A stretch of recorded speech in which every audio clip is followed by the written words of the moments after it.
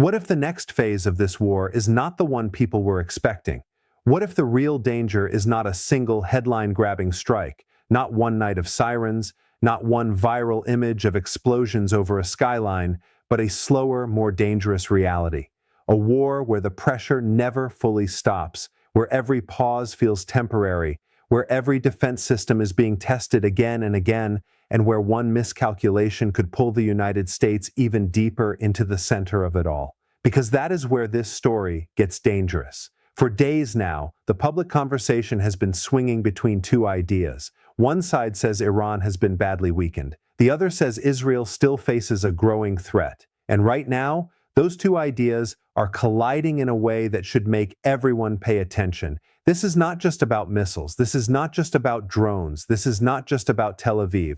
This is about whether a conflict that was supposed to be contained has now become a sustained test of endurance, military endurance, political endurance, economic endurance, and psychological endurance for everyone involved. And if that is true, then what happens next may matter far more than how this war started.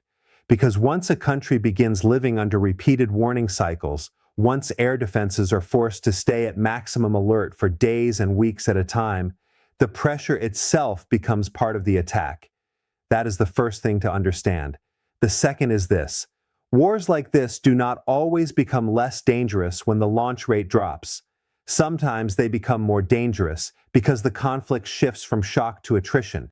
The opening wave is about impact. The later phase is about staying power. The question stops being who hit harder first and becomes who can keep going longer without breaking under the cost. And right now, that is exactly the question hanging over Israel. The conflict that exploded at the end of February after coordinated U.S. and Israeli strikes on Iran has not moved into any clean ending. A tentative ceasefire took effect this week and appeared to hold for roughly 2 days, but it came wrapped in uncertainty, conflicting expectations, and continuing violence elsewhere, especially around Lebanon. At the same time, Reuters and other major outlets report that U.S.-Iran talks remain extremely fragile, and the Strait of Hormuz is still central to the crisis. That matters because a fragile ceasefire is not the same thing as stability. A fragile ceasefire means both sides are still calculating. It means both sides still believe they have leverage. It means both sides are still thinking about what happens if talks fail. And that is where the fear around Tel Aviv begins to make sense, because Tel Aviv is not just another city in this conflict. It is one of Israel's central nerve centers, financially, politically, psychologically. When threats, warnings, and military pressure keep circling around a place like that, the message is bigger than any one strike. The message is that the center remains under stress. And stress is the key word here. A lot of people hear air defense and imagine certainty.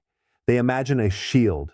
They imagine a clean yes or no world where incoming threats are either intercepted or they are not. That is not how this works. Air defense is not magic. Air defense is inventory. Air defense is timing. Air defense is decision-making under seconds of pressure. Air defense is making the right call with the right interceptor against the right threat over and over again, while knowing every launch you make burns through resources that cannot be replaced overnight.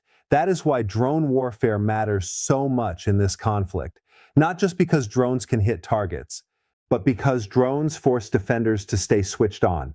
They force surveillance coverage. They force rapid classification. They force a military to spend energy, attention, and munitions repeatedly. And in a long war, that is how pressure accumulates. We have already seen signs that Iran still retains meaningful strike capacity. AP reported this week that Iran has launched thousands of drones and missiles since the start of the war, even after sustaining major losses. Reuters separately reported that Kuwait's air defenses were intercepting a morning wave of Iranian drones on April 8th. Those details matter because they tell us something simple but important. Iran has not lost the ability to generate threat across the region. That does not mean every dramatic claim online is true.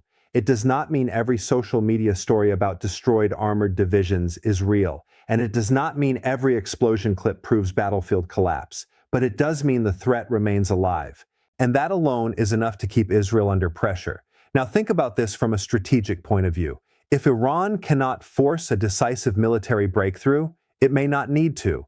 It may only need to prove that it still has enough missiles, enough drones, enough launch flexibility, and enough strategic patience to keep Israel locked inside an expensive defensive posture. If that posture continues for long enough, the burden on the defender begins to grow in ways the public does not always see. The public sees interception videos. Military planners see burn rates. They see how many interceptors are being used. They see how quickly systems need to be reset. They see how long troops stay mobilized. They see how much industrial replacement matters. They see how every alert cycle affects readiness for the next one. And this is where the story becomes much bigger than one night of combat. Because once the battle becomes about repeated defensive strain, the side launching attacks does not have to win in the cinematic sense people imagine. It only has to keep the defender working harder than the defender wants to admit.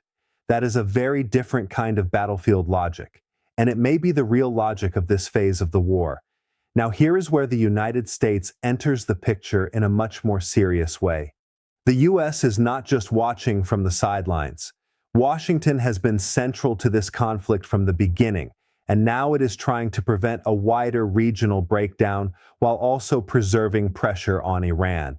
Reuters reported that Vice President J.D. Vance is expected to lead U.S. talks in Islamabad, while the White House reportedly stepped back from a bigger public victory-style rollout because the ceasefire terms were too uncertain.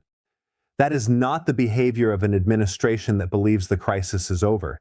That is the behavior of an administration that knows one wrong move could reopen the war at full intensity. And when America moves into that kind of posture, high alert does not just mean military readiness. It means several clocks are ticking at once. The diplomacy clock, the military clock, the regional spillover clock, the energy market clock, and the domestic political clock back in Washington. Because this conflict is not staying inside one battlefield. The Strait of Hormuz remains one of the most important pressure points in the entire crisis. Reuters reports that around 1/5 of the world's oil and liquefied natural gas trade normally passes through the strait, and its disruption has already shaken global markets. So when Iran signals that it still has leverage there, it is not just threatening its direct enemies. It is reminding the entire world that this war carries economic consequences far beyond missile trajectories. That is what makes the atmosphere around Israel so tense right now, because every new threat is not being judged in isolation.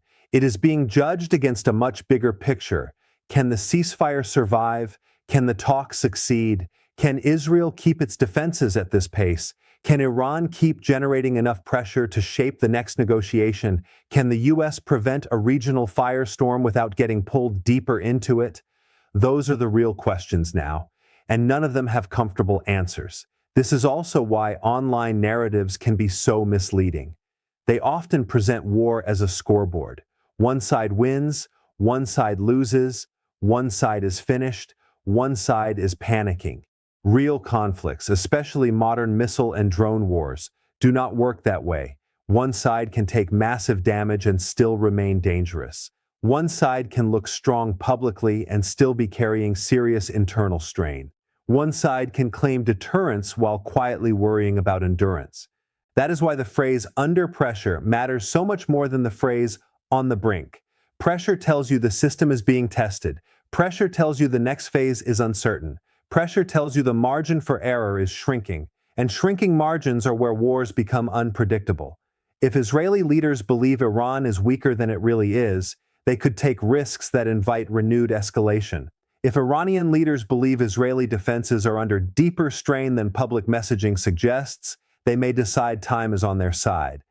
If Washington believes it can balance deterrence and diplomacy indefinitely, it may discover that regional events are moving faster than negotiations can contain them, and if even one of those calculations is wrong, then the next warning siren may not just be another headline, it may be the start of a much wider crisis. That is the real significance of this moment, not whether one viral claim is true, not whether one dramatic title sounds powerful, but whether this war is sliding into a phase where repeated drone and missile pressure keeps Israel, the United States, and the wider region trapped inside a cycle of anticipation, interception, retaliation, and economic shock. Because once a war reaches that point, the biggest threat is not always the biggest explosion. Sometimes the biggest threat is the fact that everyone still believes they can gain something by pushing a little further. And that is what makes Tel Aviv such an important symbol right now. Not because the city is collapsing, not because defenses have failed, but because it represents the center of a country being tested repeatedly while the wider region remains unstable and the diplomacy above it remains uncertain. That is a dangerous combination. So where does this go next? There are really only a few paths. 1. The ceasefire hardens, the talks produce something real, and the region steps back from the edge. 2. The ceasefire survives in name but not in spirit, with sporadic attacks, ongoing mobilization, pressure on defenses, and a permanent atmosphere of not quite war, not quite peace. Or 3. The current pause breaks, the threats turn back into sustained strikes, and the next phase becomes even more expensive, more unpredictable, and more difficult to contain than the first. That third path is the one Washington fears. It is the one Israel must prepare for, and it is the one Iran may still believe gives it leverage, which is why the calm everyone wants is not here yet. The region is not exhaling, the region is waiting, and in conflicts like this, waiting can be the most dangerous phase of all, because beneath every statement of confidence, beneath every diplomatic meeting, beneath every military briefing, there is still one unanswered question. If the pressure starts building again tomorrow, who can actually sustain it longer? That is the question behind the drone warnings. That is the question behind the fear around Tel Aviv. That is the question behind America's high alert posture. And that is the question that could decide what happens next. Because in the end, wars like this are not decided by the loudest headline. They are decided by endurance. And right now, endurance is exactly what is being tested.